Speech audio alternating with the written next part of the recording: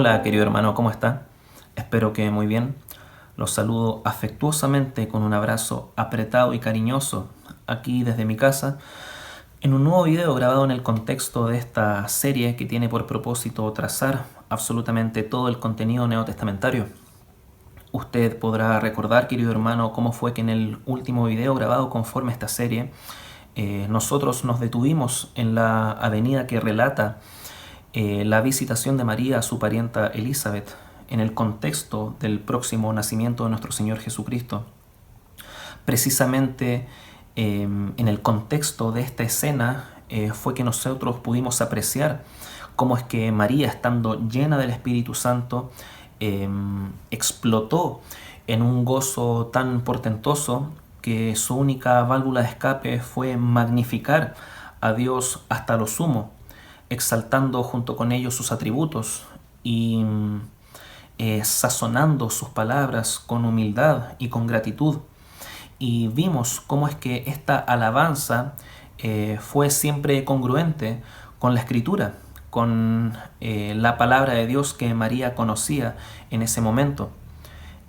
Precisamente en el contexto de la parte conclusiva del sermón precedente a este, fue que nosotros mencionamos de que esta alabanza, este cántico de María, debe hacer las veces de ejemplo para nosotros, en el sentido de que nos grafica cómo es que luce una adoración genuinamente bíblica, una alabanza que es proferida en el contexto de un gozo sobrenatural, sazonado con humildad y con gratitud, que es hecho mediante la exaltación de los atributos de Dios y en plena armonía con la Escritura.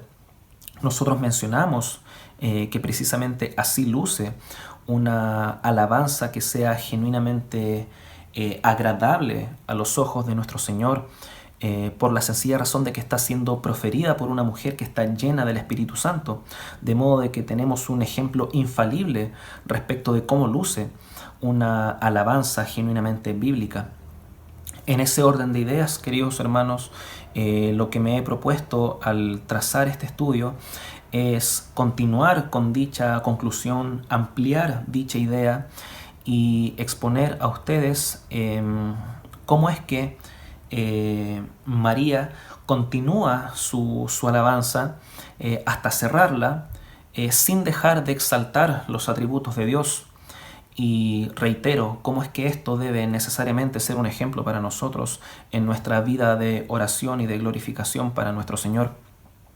De modo, querido hermano, que habiendo hecho esta pequeña introducción, lo invito con su lectura a Lucas capítulo 1, verso 51 al 56, los cuales leeremos luego de hacer la siguiente oración a nuestro Señor para pedir que Él sea ministrando nuestros corazones con su palabra.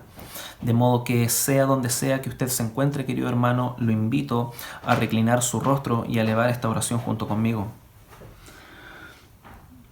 Padre Santo, Señor Dios Todopoderoso, Creador del cielo y de la tierra, ante tu maravillosa presencia estamos, Padre, para alabarte, Señor, para exaltarte, Padre bendito, para confesar con nuestros labios, Señor, de que eres nuestro Dios y que no hay otro fuera de ti, Padre. Te alabamos, te adoramos, Señor, te amamos, bendito Rey. Y pedimos de ti, mi Señor, que seas tú ministrando nuestros corazones con tu palabra, Padre, para que tu palabra no vuelva a ti vacía, como dice, Señor, la Escritura, para que pueda, Señor, provocar en nosotros lo que tú te hayas propuesto, Santo Señor. Te pido que abras nuestro entendimiento a las maravillas de tu ley, Padre, que ilumines nuestro entendimiento, Señor, para poder comprender la Escritura, Señor, y sujetarnos a ella y abrazarla, Santo Padre. Te pido que me utilices, Señor, como un instrumento de olor grato, Padre, que traza bien la palabra de verdad, Señor. Permíteme trazar bien la palabra de verdad, Padre, para poder predicarla, Señor, con precisión, con sencillez y con denuedo, Padre. Bendícenos, Señor, y a la larga sé tú, mi Señor Santo, llevándote toda la gloria, Padre. Bendito seas, Señor, en el nombre de Jesús. Amén. Pues bien, querido hermano, tal como le comentaba, La lectura de hoy se circunscribe al pasaje que podemos ubicar en Lucas capítulo 1, versos 51 al 56, los cuales, querido hermano, rezan de la siguiente forma. Hizo proezas con su brazo, esparció a los soberbios en el pensamiento de sus corazones, quitó de los tronos a los poderosos y exaltó a los humildes. A los hambrientos colmó de bienes y a los ricos envió vacíos. Socorrió a Israel su siervo, acordándose de la misericordia, de la cual habló a nuestros padres, para con Abraham y su descendencia para siempre. Y se quedó María con ella como 3 meses. Después se volvió a su casa. Querido hermano, fíjese cómo es que sucintamente estos pasajes recientemente leídos vienen a ampliar lo que ya se dijo a propósito del sermón anterior, cómo es que María continúa exaltando los atributos de Dios. Usted recordará, querido hermano, a propósito del sermón precedente, cómo fue que María, para referirse a nuestro Señor, utilizó 4 apelativos que son congruentes con sus atributos. Dígase su señorío, al referirse a Él como el Señor. Dígase su misericordia, al referirse a Él como su Salvador. Dígase su omnipotencia, al referirse a Él como el poderoso. Y dígase su santidad, cuando se refiere a nuestro Señor como el Santo. Precisamente en este andar de versículos que acabamos de leer, María no hace otra cosa más que ampliar dicha exaltación de los atributos de Dios. Y para poder verlo, querido hermano, le sugiero el siguiente análisis pormenorizado de los versículos que acabamos de leer. Lea junto conmigo nuevamente, querido hermano, el verso 51 de Lucas capítulo 1 y verá que el comienzo ya de entrada de este versículo es una exaltación, una vez más, a un atributo de Dios, dígase su omnipotencia. Fíjese, lea conmigo. Dice así: hizo proezas con su brazo. Mire qué simple esta frase, pero qué profunda. La palabra dice, hizo proezas con su brazo. O sea, de que las proezas que Dios ha hecho, las hizo con su brazo. Usted podrá preguntarse qué relación tiene esto con su omnipotencia. Lo cierto es que tiene toda la relación del mundo, toda vez que el uso que tiene este vocablo brazo, esta extremidad llamada brazo, bíblicamente hablando se entiende como una metáfora alusiva al poder divino, que en el fondo viene en explicitar en toda su amplitud la omnipotencia de Dios. Para comprender esto, querido hermano, le sugiero rápidamente el siguiente versículo. Vaya conmigo a Salmos capítulo 89, versículo 13. Vaya conmigo a ese salmo, a ese pasaje en particular de dicho salmo, y usted podrá leer junto conmigo que dice lo siguiente: tuyo, este es el salmista refiriéndose a Dios, y le dice, tuyo es el brazo potente, fuerte es tu mano. Fíjese, querido hermano, cómo es que aquí el salmista, inspirado en el Espíritu Santo, al referirse al poder de Dios y a su fuerza, lo hace aludiendo a su brazo y a su mano. Fíjese, querido hermano, cómo es que, estando inspirado en el Espíritu Santo, la forma en que el salmista tiene para graficar la potencia de Dios, su poder y su brazo, y su fuerza, es mediante el uso metafórico que le da al brazo y a la mano de nuestro Señor. El texto continúa, dice, exaltada tu diestra. Dice así a grandes rasgos, queridos hermanos, tuyo es el brazo potente, fuerte es tu mano, exaltada tu diestra. O sea, la exaltación del poder y de la fuerza de Dios se hace mediante palabras como brazo, mano y diestra. Fíjese, querido hermano, el uso metafórico que tiene esta extremidad del cuerpo, el brazo de Dios, y cómo es que se utiliza bíblicamente hablando para referirse a su poder. De modo que, volviendo, querido hermano, al versículo 51 de Lucas capítulo 1, y volviendo a leer este corto andar de palabras que se aprecia al comienzo de dicho versículo, podemos ver cómo es que María estaría aludiendo a la omnipotencia de Dios, a su poder divino al hablar de su brazo, y cómo es que en el contexto del uso de su brazo, Él efectúa proezas. Volvamos a leer, dice, hizo proezas con su brazo, dando a entender de que proezas son hechas cuando el Señor despliega su poder. Tanto es así, queridos hermanos, que cuando nosotros vemos en la Escritura que el Señor se dispone a desplegar portentosamente su poder, la palabra nos dice que Él lo hace a brazo extendido. De modo que una y otra vez la palabra del Señor nos habla de que, metafóricamente hablando, el brazo de Jehová representa su fuerza, representa su poder, tal como escuetamente lo pudimos apreciar en el verso 13 del Salmo 89 recientemente leído. En ese contexto, queridos hermanos, y entendiendo ahora claramente que este uso que se le da a la palabra brazo alude a una metáfora de su poder, nosotros podemos entender que ya de entrada en el versículo 51, María una vez más está exaltando la omnipotencia de Dios al hablar de las proezas que Él hace mediante el uso de su brazo. Continúa, querido hermano, este versículo de la siguiente manera. Dice, esparció a los soberbios en el pensamiento de sus corazones. Quitó de los tronos a los poderosos y exaltó a los humildes. A los hambrientos colmó de bienes y a los ricos envió vacíos. Usted se preguntará por qué razón leí de corrido la segunda parte del verso 51 junto con todo el contenido del verso 52 y del verso 53. Usualmente no hago esto cuando me dispongo a analizar pormenorizadamente cada versículo desde una perspectiva exegética, pero lo cierto es que necesario es que yo lea en su conjunto estos tres versículos, toda vez que estos tres versículos se perfilan como un paralelo que aquí María está utilizando al repetir tres veces la misma idea. Fíjese, querido hermano, ponga especial atención a cómo se va articulando esta idea mediante tres paralelos que María utiliza para expresar un mismo concepto. Fíjese que dice, esparció a los soberbios en el pensamiento de sus corazones. Luego en el verso 52 nos dice que quitó de los tronos a los poderosos, lo cual es otra forma metafórica de hablar de los soberbios. Y exaltó a los humildes. Aquí María ofrece un contraste respecto del trato que Dios le da a los soberbios versus el trato que Dios le da a los humildes.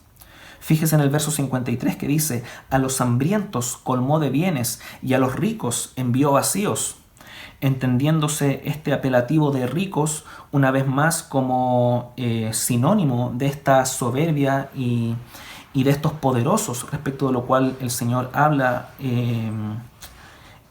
aquí a través de su palabra, mediante esta exaltación que María está haciendo de su persona.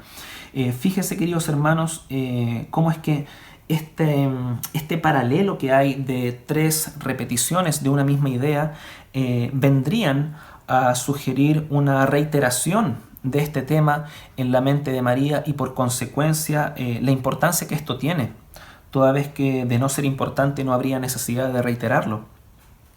En ese orden de ideas, queridos hermanos, podemos ver una vez más cómo es que María continúa su alabanza en perfecta armonía con lo que ella ya conoce de Dios a lo largo de su palabra. Para entender aquello, querido hermano, vaya conmigo al Salmo 138 y una vez allí vaya conmigo al versículo 6, el cual usted podrá ver que dice de la siguiente manera: porque Jehová es excelso y atiende al humilde, mas al altivo mira de lejos. Fíjese, queridos hermanos, cómo es que este salmo, el contenido de este versículo, es completamente congruente, completamente consistente con lo que María dijo respecto de Dios en los versículos 51, 52 y 53 de Lucas capítulo 1.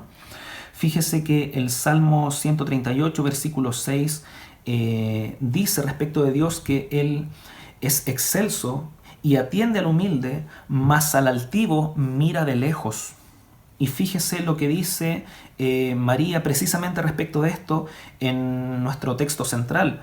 Dice, esparció a los soberbios, lo cual sería congruente con esta idea de que al altivo mira de lejos, que se aprecia en el versículo 6 del Salmo 138. Dice María en su Magnificat, esparció a los soberbios en el pensamiento de sus corazones, quitó de los tronos a los poderosos y exaltó a los humildes, lo cual sería consistente con el versículo 6 del Salmo 138 que acabamos de leer, cuando se refiere a que Dios atiende al humilde. Fíjese en el verso 53 de Lucas capítulo 1, que dice que a los hambrientos colmó de bienes y a los ricos envió vacíos. Esto de que el Señor a los hambrientos colmó de bienes sería una vez más consistente con esto de que el Señor atiende al humilde. Fíjese, querido hermano, cómo es que en la mente de María la exaltación que hace al Señor sigue siendo completamente congruente con lo que de Dios ella conoce a partir de su conocimiento de la Escritura. Viniendo en refrendar una vez más la conclusión a la que se llegó a propósito del sermón pasado, cuando se sugirió de que la alabanza genuinamente agradable a los ojos de nuestro Señor necesariamente debe ser congruente con la Escritura, debe ser necesariamente bíblica. De otra forma, no estaríamos exaltando al Dios de la Biblia si en efecto nuestra alabanza no es bíblica. En orden de que nosotros podamos exaltar al Dios de la Biblia, debemos conocer al Dios de la Biblia para poder exaltar los atributos descritos del Dios de la Biblia en la Escritura. De modo que podemos ver en este andar de 3 versículos de Lucas capítulo 1, entre los versos 51 al 53, cómo es que María continúa su exaltación del nombre de Dios en perfecta armonía de lo que la Escritura ya señalaba respecto de Dios. En este sentido, María, estando llena del Espíritu Santo, no habría proferido una exaltación nueva que sea inédita, sino que por el contrario, estando llena del Espíritu Santo, lo que hizo fue limitarse a exaltar a Dios de la forma en como la Biblia ya señalaba que el Señor es. Lo cual, querido hermano, reitero, y digo reitero porque fue lo que ya se dijo a propósito del sermón anterior, reitero, esto tiene que necesariamente hacernos entender la necesidad que tenemos de conocer al Dios de la Biblia para poder en el fondo alabarlo realmente como Él se merece y como Él demanda. Querido hermano, para cerrar este corto análisis de estos 3 versículos, insistir una vez más en este paralelo que podemos apreciar de 3 ideas reiteradas en un mismo sentido que aquí María profiere estando llena del Espíritu Santo, y cómo es que este paralelo vendría en el fondo a reiterar esta idea de que el Señor atiende a la gente que es humilde, de que mira de lejos al que es altivo de corazón, y cómo es que por causa de ello la humildad debe necesariamente ser una característica que nos caracterice, valga la redundancia. Lo cual a su vez es consistente con lo que ya se dijo a propósito del sermón anterior respecto de que la alabanza de María no solamente fue gozosa y jubilosa, sino que además fue agradecida y humilde. Recordemos que una de las marcas que han sido mencionadas como propias de una persona que está llena del Espíritu Santo es precisamente la humildad. Y aquí vemos cómo es que Dios premia esta humildad al atender al que es humilde de corazón. Esto nos debe necesariamente dejar la enseñanza de la necesidad que tenemos de practicar la humildad, queridos hermanos, de no tener respecto de nosotros un concepto más alto que el que genuinamente debamos tener, ni tampoco uno más bajo que el que también tengamos que tener, sino que un concepto, un autoconcepto que sea equilibrado, que sea bíblico y que sea realmente agradable a los ojos de Dios. Y en ese sentido la arrogancia y la autoexaltación claramente no van de la mano con lo que el Señor quiere para nuestras vidas. y esto es bastante explícito al leer estos 3 versículos que acabamos de leer. Continuando, queridos hermanos, con nuestra lectura, vayamos ahora al verso 55 de Lucas capítulo 1.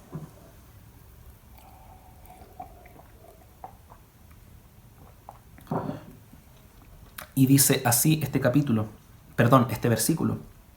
Dice, al versículo 54. Perdón, querido hermano, tuve un lapsus. Vamos a leer el versículo 54. Dice así la palabra del Señor. Dice, socorrió a Israel su siervo. Nuestro Señor socorrió a Israel su siervo, acordándose de la misericordia. Queridos hermanos, este pasaje, y aquí me voy a detener unos minutos para practicarle un poco de exégesis a este versículo, toda vez que necesariamente debe ser clarificado, en el sentido de que la Biblia versión Reina Valera 1960 nos ofrece una traducción del texto que es ligeramente discrepante con lo que podemos apreciar respecto del mismo pasaje en la Biblia de las Américas. Voy a leer nuevamente la versión Reina Valera y seguido a ello voy a leer la versión de la Biblia de las Américas para que usted pueda notar esta ligera discrepancia respecto de la cual le vengo hablando. Dice así la Biblia versión Reina Valera 1960. Dice, socorrió a Israel su siervo, acordándose de la misericordia. Eso dice la versión Reina Valera 1960. Mientras que la versión de la Biblia de las Américas dice como sigue. Ha ayudado a Israel, su siervo, para recuerdo de su misericordia. Fíjese, querido hermano, cómo se articula esta ligera discrepancia que hay en la forma en cómo se tradujo el texto entre una Biblia y otra. El verso 54 de Lucas capítulo 1, en su versión de la Biblia Reina Valera 1960, utiliza una conjugación del verbo acordarse, del verbo acordar, del verbo recordar que se aprecia aquí, que es ligeramente distinta a cómo se aprecia esa misma palabra en la Biblia de las Américas. El texto dice, socorrió a Israel su siervo acordándose de la misericordia, mientras que esa misma palabra está precedida de la preposición para en la versión de la Biblia de las Américas. Fíjese que en la Biblia de las Américas dice, ha ayudado a Israel su siervo para, ahí está esta preposición para recuerdo de su misericordia. Aquí no dice, no sugiere el texto en la Biblia de las Américas de que Dios se está acordando de algo, tal como una lectura lineal de la Reina Valera 1960 sugiere. Sino que en la Biblia de las Américas aquí se nos habla de que este recuerdo de su misericordia se produce con un propósito, y esta preposición para explicita este propósito. Fíjese que el texto dice, ha ayudado a Israel su siervo para, y aquí se revela el propósito de por qué Jehová ayudó a Israel su siervo. Ese es el uso gramatical que la preposición para tiene aquí en esta porción de texto. Ha ayudado a Israel su siervo para recuerdo de su misericordia. Significa que esta ayuda que Israel recibió tuvo un propósito. ¿Cuál fue? Recordarnos su misericordia. Este sentido podemos apreciarlo, querido hermano, cuando nosotros leemos el texto a partir de la versión Biblia de las Américas, porque cuando lo leemos a partir de la versión Reina Valera 1960, nosotros podemos a priori entender de que quien se acuerda de la misericordia es Dios. Y sin embargo, en la Biblia de las Américas, quien debe recordar su misericordia no es Dios, sino nosotros recordar la misericordia de Dios. Esta diferencia puede parecer sutil, pero dice mucho respecto del entendimiento que debemos tener del texto. toda vez que desde una perspectiva literal del texto debo ser franco con ustedes y decirle que la traducción de la Biblia de las Américas en esta porción de texto es mucho más fiel que la de la versión Reina Valera 1960, porque lo cierto es que cuando uno acude al texto en griego y lee el pasaje desde la perspectiva de la gramática griega original del pasaje aquí, precisamente podemos ver que la versión de la Biblia de las Américas es mucho más consistente con el sentido real del texto. Y en ese orden de ideas podemos ver de que precisamente el versículo aquí está señalando de que el propósito que hubo en Dios al momento de mostrar, de ayudar, perdón, a Israel, fue para recordarnos, para que nosotros podamos recordar la misericordia de Dios. En ese sentido, la Biblia Reina Valera sugiere de que quien se está acordando es Dios mismo, no de que nosotros nos estemos acordando de su misericordia, sino que Dios mismo a priori se estaba acordando de su propia misericordia, lo cual no es correcto desde la perspectiva del idioma original en el cual se redactó el texto. Querido hermano, quizás usted se está mareando con esta explicación, pero lo voy a simplificar para usted, querido hermano.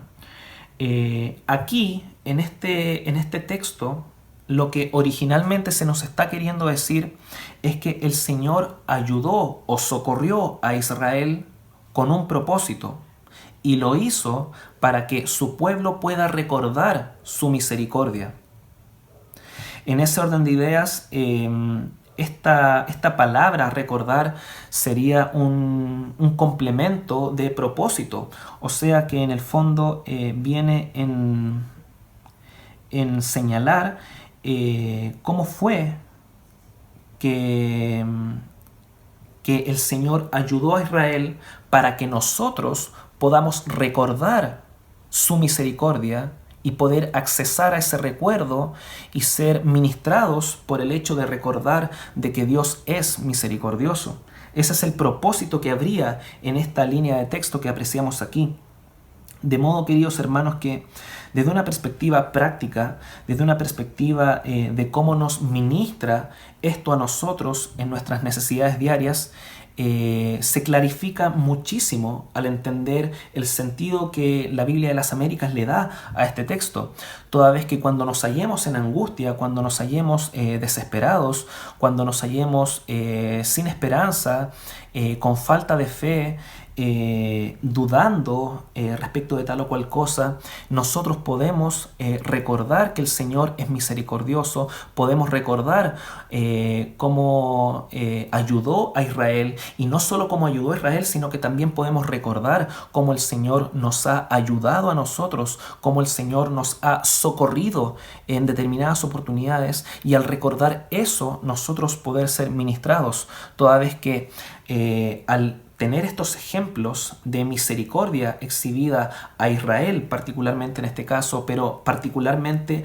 al caso práctico nuestro, el poder recordar cómo el Señor en el pasado nos ha socorrido, nos va a permitir tener en la retina siempre su misericordia, y en ese contexto combatir la desesperanza que puede haber en nosotros en tal o cual momento de nuestra vida. Precisamente por eso era importante efectuar el análisis recientemente sugerido, porque al poder comprender genuinamente lo que aquí dice realmente el texto, nos permite ser ministrados precisamente respecto de lo que el texto aquí quiere señalarnos, de que nosotros podamos recordar la misericordia de Dios al contemplar cómo Él ha sido con Israel y al contemplar cómo Él ha sido para efectos prácticos en nuestra propia vida. Eso nos tiene que ministrar, queridos hermanos, en momentos de crisis o en momentos de desesperanza, como está azotando al mundo entero en estos momentos.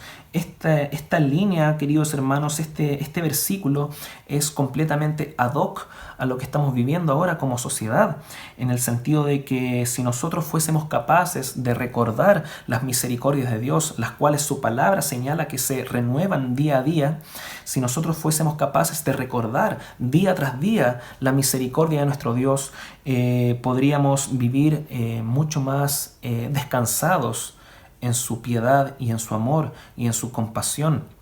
De modo que por ese motivo fue de que explicité este breve análisis exegético con el propósito de poder clarificar el verdadero sentido del pasaje para que usted pueda saborear lo que realmente aquí se está diciendo y pueda en el fondo ser ministrado al recordar lo que el Señor hizo en Israel, al recordar lo que el Señor ha hecho por su pueblo, ha hecho por su iglesia y particularmente al recordar lo que Dios ha hecho por su propia vida, querido hermano. Recuerde y tenga siempre en la retina de dónde Dios lo sacó, lo que Dios ha hecho por usted, cómo le ha ido sistemáticamente perdonando cada uno de sus pecados y cómo el Señor en definitiva lo ha sacado una y otra vez del pozo cenagoso. Recuerde eso, querido hermano, recuerde siempre la misericordia de Dios, porque el Señor precisamente nos permite, nos pide que nosotros recordemos su misericordia a fin de que podamos ser ministrados mediante su piedad. De modo que precisamente ese sería el sentido que tiene el pasaje, de que en el fondo el Señor socorrió a Israel su siervo para que nosotros podamos recordar su misericordia y al recordar su misericordia podamos tener ministración y consuelo en momentos de angustia y en momentos donde necesitemos el socorro del Señor. Habiendo dicho eso, querido hermano, lo invito ahora a la lectura del versículo 55 de Lucas capítulo 1 y usted podrá leer a propósito de ello lo que sigue, de la cual habló a nuestros padres. Este versículo 55 es una continuación inmediata del versículo 54, de modo que voy a leer ambos versículos de corrido para que usted tenga un leve contexto.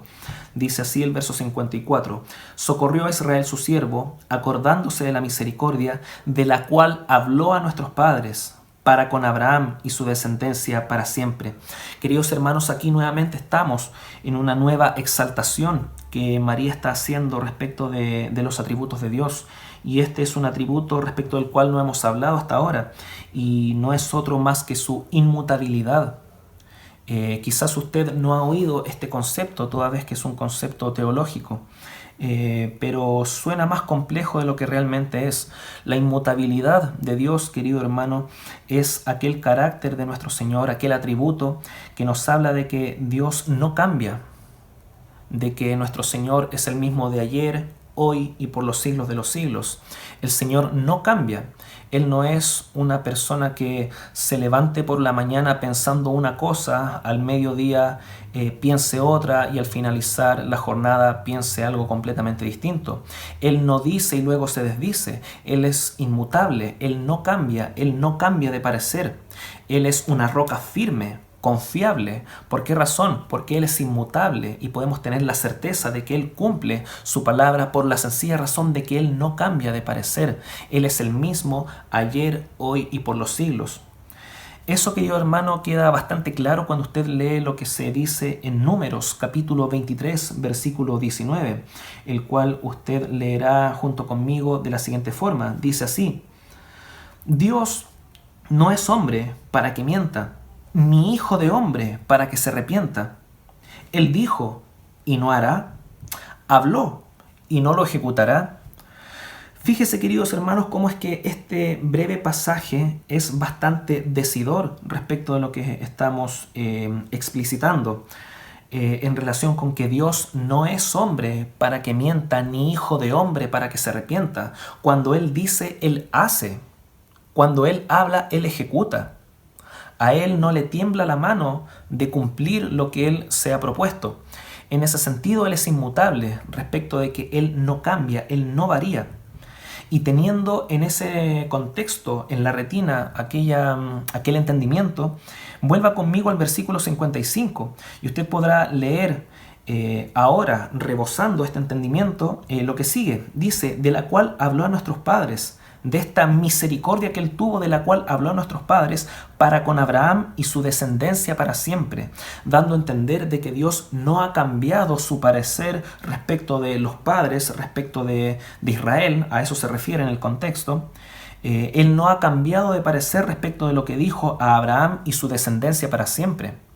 Y esto que es aplicable particularmente para Israel, también sería aplicable para nosotros en el contexto de la iglesia.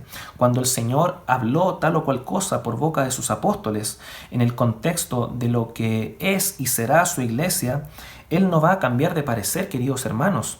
Él ya determinó el curso de acción para la iglesia, determinó lo que a Él le agrada para la iglesia, lo que a Él le desagrada respecto de la iglesia, y Él no va a cambiar de parecer.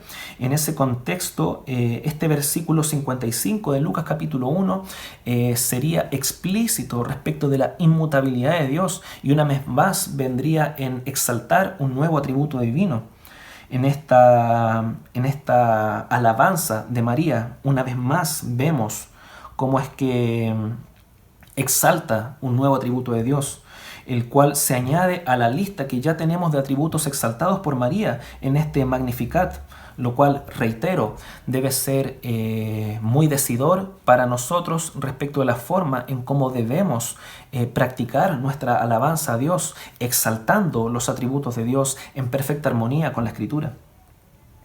Finalmente, querido hermano, el texto señala en el versículo 56 que María se quedó con Elizabeth por un lapso de 3 meses posterior a esto. Dice el verso 56, y se quedó María con ella como 3 meses, después se volvió a su casa. El texto aquí es bastante claro en señalar de que María, al parecer, se quedó con Elizabeth hasta el nacimiento de Juan el Bautista. Y luego de producido aquel evento, ella se habría devuelto a su casa. Querido hermano, con esto se cierra el Magnificat de María, con esto se cierra esta portentosa alabanza que María espetó con sus labios. ¿Y qué podemos aprender respecto de ella, respecto de esta alabanza? Primeramente, queridos hermanos, y aquí voy a hacer una suerte de conclusión que va a abordar tanto lo que se dijo en el versículo anterior como en este mismo versículo, lo que se dijo en el sermón anterior como lo que se ha dicho a lo largo de este sermón. Trataré de englobar en una misma conclusión ambos sermones.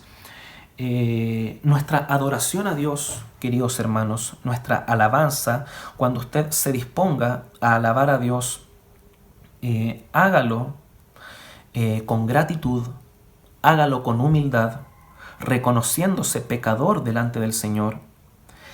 Hágalo con gozo al poder darse cuenta de donde Dios lo sacó, al poder entender lo que Dios hizo por usted, lo que Dios está haciendo por usted y lo que el Señor seguirá haciendo por usted.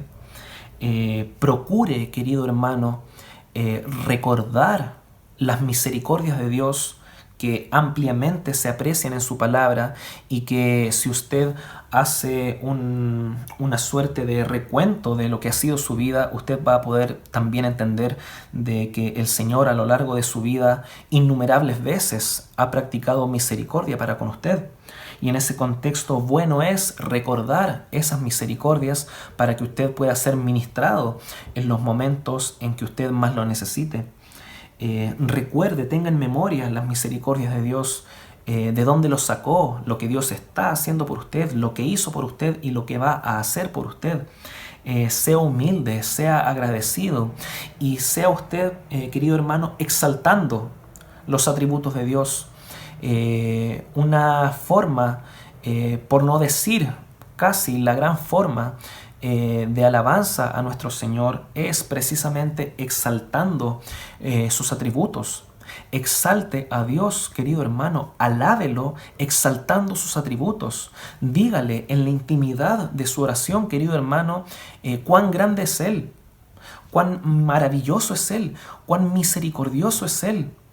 Alábelo porque es todopoderoso, alábelo porque es santo, porque es misericordioso, porque es inmutable. Alábelo porque Él es bello. Exalte sus atributos, magnifique su nombre.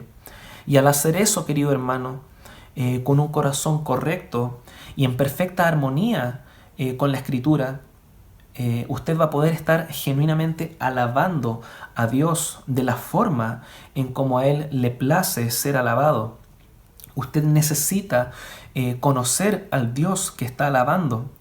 Para ello, querido hermano, sumérjase en la Escritura, estudie la palabra, ponga en práctica los conocimientos que a lo largo de su andar cristiano ha adquirido respecto a nuestro Señor, y póngalos en práctica al momento de alabarle. El conocimiento bíblico que usted tiene, expréselo en palabras al momento de alabar a nuestro Señor, y usted va a poder estar alabando a Dios de forma bíblica, de forma consistente con su palabra, con gratitud, con humildad, con gozo y en plena exaltación de sus atributos y de su nombre. Hágalo así, querido hermano, y usted va a poder tener una renovada y fresca relación con el Señor, toda vez que va a estar alabándole con toda su alma y de la forma en que a Él le agrada. Querido hermano, espero que este sermón haya sido de bendición para usted. Le mando un abrazo apretado, querido hermano, y me despido de ustedes con la siguiente oración para poder alabar al Señor, para poder exaltarle y para poder pedir de Él su bendición. Que Dios lo bendiga, querido hermano. Haga esta oración junto conmigo. Padre bendito, Señor Dios Todopoderoso, maravilloso, bendito Rey, te alabamos, te adoramos, Santo Padre, porque eres santo, porque eres todopoderoso, porque eres magnánimo, Señor, porque eres perfecto y puro, Padre, porque eres una roca inamovible, Señor, en la cual nosotros podemos estar confiados, Padre. Eres nuestro refugio, Padre, nuestra espada y nuestro escudo, Señor. Eres nuestro ayudador, Santo Rey. Te alabamos y te adoramos, bendito Padre. Señor, exaltamos tu nombre, Padre, lo magnificamos, Señor, con la fuerza de nuestro corazón, Padre, para decirte, mi Señor, que te amamos, que te alabamos, que te adoramos, Señor, de que eres nuestro Dios, Padre, que nos gozamos en ti, Señor, de que no hay otro Dios fuera de ti, Padre, que eres santo, fuerte y temible, Señor. Toda la tierra está llena de tu gloria, Padre. Alabado seas, Señor. Te damos las gracias, Padre, porque tu palabra es clara, Señor, porque nos permite entender, Santo Padre, cómo debemos alabarte, Señor. Te adoramos, Padre, y te pedimos, Señor, que tu palabra sea echando raíz en el corazón de mis hermanos, Señor, y en el mío propio, Padre, para que podamos, Señor, disfrutarte y sentirte y experimentar nuestra relación contigo de una forma renovada, Señor, de una forma bíblica, Padre, y de una forma, Señor, que traiga alabanza y glorificación a tu nombre y gozo y edificación a nuestras vidas, Padre. Te alabamos, Señor, te adoramos, Padre. Toda la gloria a ti, en el nombre de Jesús. Amén. Un abrazo, querido hermano. Que Dios le bendiga.